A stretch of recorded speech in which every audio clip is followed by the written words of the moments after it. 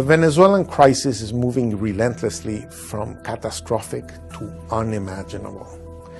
The level of misery, hunger, human suffering, and economic destruction has reached a point where the international community must rethink how it can help.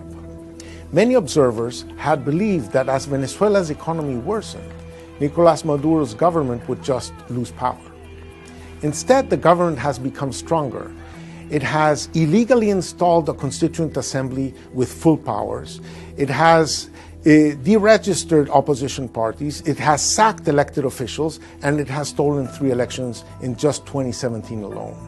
The best scenario to get out of this mess would obviously be free and fair elections to choose a new government.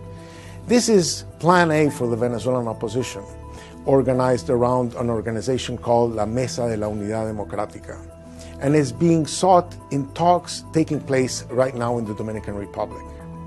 But it defies credulity to think that a regime that is willing to starve millions of people to remain in power would yield to the ballot. A second alternative would be a domestic military coup, which is obviously less palatable. It is extremely unlikely because the armed forces have been thoroughly corrupted by the regime. A third alternative is these targeted sanctions that have been put on the table and are being implemented. These work slowly at best in comparison to the dramatic collapse of the Venezuelan economy. And sometimes they don't work at all, as in the cases of Cuba, North Korea, Iran. So that leaves this uncomfortable theme of international military intervention. That obviously scares most Latin American countries, especially in Mexico and Central America, which have frequently been on the receiving end of these unwanted military interventions. But these may be the wrong historical analogies. After all, Simón Bolívar became the liberator of Venezuela thanks to invasions he organized with the support of the Nueva Granadans of those days, Jamaica, Haiti, and the UK. So as solutions go, it is time to consider things outside of the box. So here's one.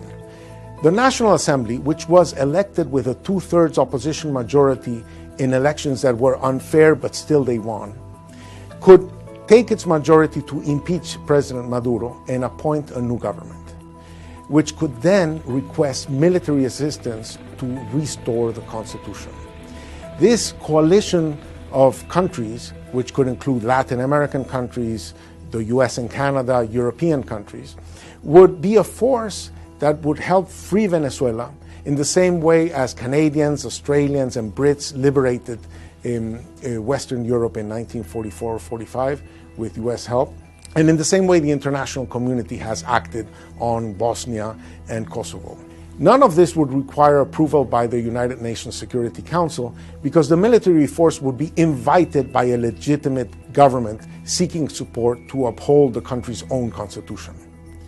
The existence of such an option, just the existence of such an option, might even boost the prospects of other alternatives like the negotiations taking place in the Dominican Republic.